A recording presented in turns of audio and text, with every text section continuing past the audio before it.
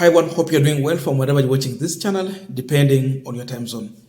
Now, in the first video, I had explained myself on the situation that I'm going through as of now. Of course, I lost my grandmother and I was appealing to the YouTube community for help to raise out some money so that we can help here and there in terms of burial and preparation. So I want to thank the YouTube community, our subscribers and our viewers. They are doing well. The response is good and I appreciate everyone. And I know some people are not comfortable to reveal their identity, and because of that, I will just be mentioning one name just to acknowledge. I fail to acknowledge these people: Murithi, Joy, Susan, Richard, Maureen, Patrick, Roslyn, David, Herbert, Robert, Martin, Mary, Marigi. Thank you so much. I've received your help and your support. If you send me anything on M-Pesa, you will see the name Inangungwa. So my number I had already said there. It is 0708340092. I'm also going to put in the description. And for those who are still willing to help, you can help us with anything that you can manage. And may good God keep on blessing you. Now, let us talk about what is happening in this country, because we all know that we are in El Nino and we are caught up in a mess. Of course, all this is happening because someone just decided to mislead the country. Imagine from the time we have had the El Nino, the damage, the death. As we're speaking now, more than 70 people have lost their lives. 35,000 Kenyans have been displaced. Hawana makao. And it is now the first time William Ruto, as the president, is coming out to act on this, or to speak. In fact, is coming out to speak about the El Nino and what they are planning to do. So it took him long to talk about this. And I want us to look in his statement. Then we go deeper, really, to see what is serious in what Ruto is telling us. Because he had a meeting at Statehouse with the chair of governors, the chair of Council of Governors, Anwai Guru, some governors, then part of cabinet, then the defense, or let me say the security chiefs, and the entire team there. Then he addressed the nation. The video is all over. There's no need to go through his video. We can just check on his tweet and we will get the information there. This is what he's saying. He's saying that the government has activated a response mechanism to assist Kenyans affected by flood across the country. He's avoiding the word El Nino completely. You can see. The National Disaster Operations Center will coordinate the emergency response. The cabinet will meet on Monday to finalize a concrete intervention strategy. Hata baada hawajakutana, anapanga kukutana. Why? The reason is because we have a globe-trotting president. He don't even have time to understand that there is disaster in Kenya that need quick response. Ako busy. Even tulisema in the first video, umeacha nyumbani moto inawaka ama kumeharibika. How dare you get out? Kwa ameenda huko sasa, hata cabinet bado mpaka saizi hawajakaa. We continue. Meet agencies that deal with the various aspects of disaster response. Statehouse Nairobi.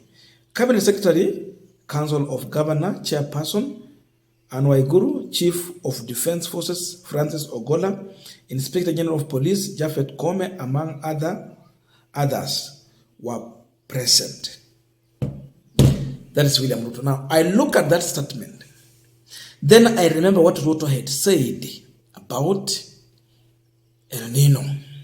Remember, the Meta team had advised that there will be, it was a warning that we are going to experience El Nino.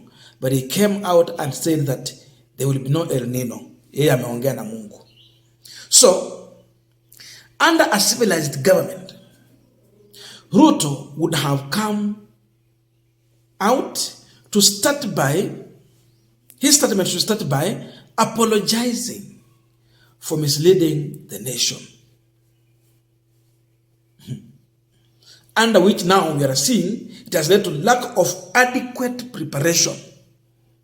This inadequate preparation has led to 70 lives being lost and 35,000 Kenyans being displaced.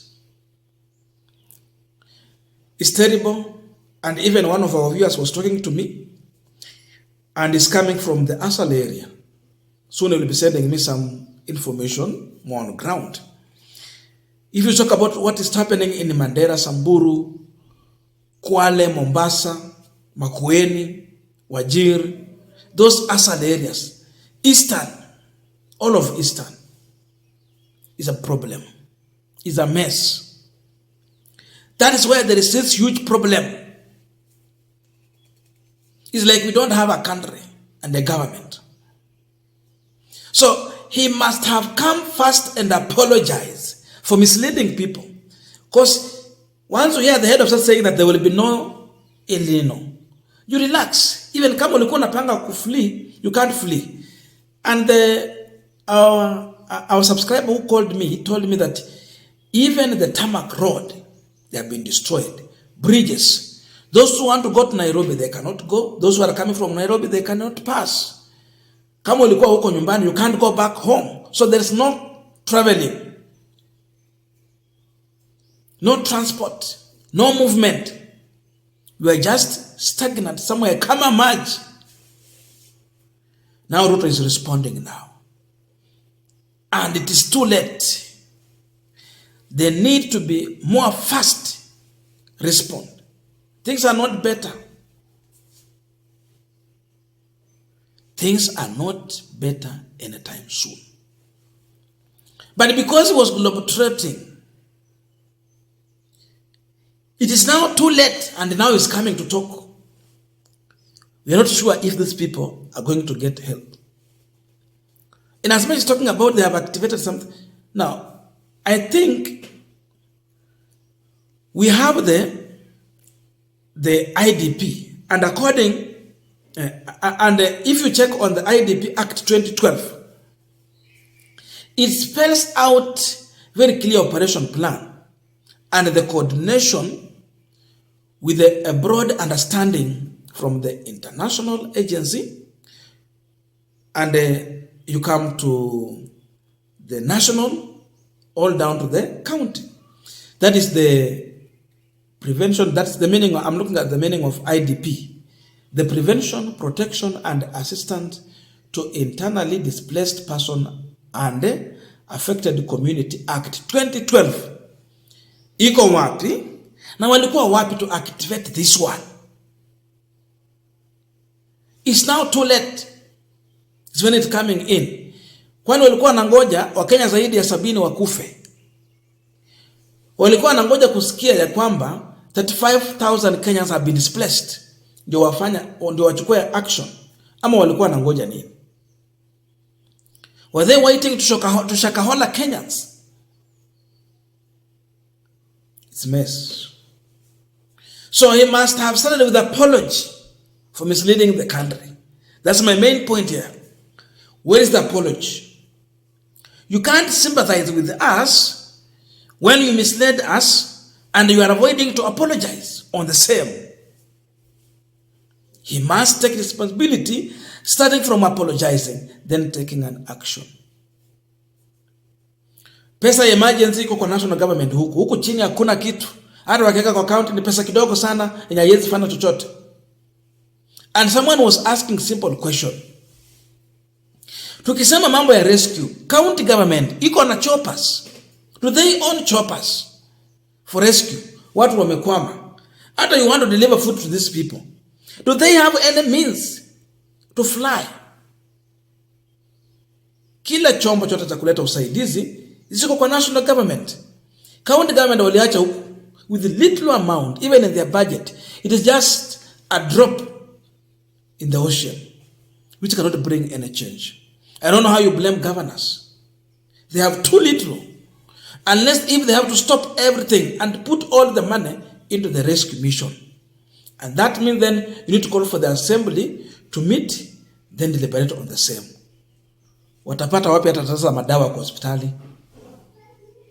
Watalipa haja wafanyakazi? So Ruto has stepped in too late, and because he's not sitting down to work, he's a tourist.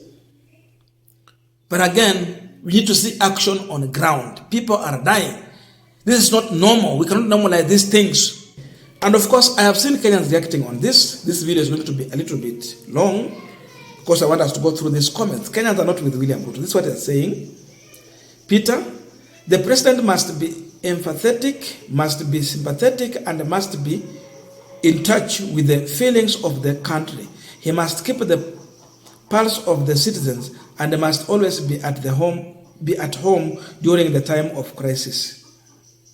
Hii mtu sijui tulitoa wapi, very out of touch and totally clueless. I agree. Msambi, they said they won't be like the previous government. They were very right because they are very clueless, not like the handshake government, which took advice very serious as they were on rooftop. Musabi, so long as Ruto has announced El Nino is here, now be prepared for the drought. The Lord must be teaching Ruto whom he is. Watch. Leadership is a chance to make the lives of people you are leading better. But for Ruto and his gang, it is time to loot. Ogola, claiming that God he served had answered his prayer on El Nino. After this, El Nino, La Nina is with us. All this water going to west would have been harvested for irrigation farming. Kombo, Mungu peleka radhi ichape hao hapo State House, ndio pengine watakuwa serious kuwa watu wanaangamia. Kowili Junior, His Excellency Bwana, tumetenga na tumeweka. Then Dennis, the biggest disaster in Kenya is Ruto himself, not El Nino. And David Wachira, meeting will just to allocate more resource for looting purpose. Shameless government. Then lit. He is avoiding the word El Nino like a plague. That is the truth. Hawezi taja El Nino hapa, hawezi. Mambo ndio hayo, tupatane in the comment section to continue with this discussion.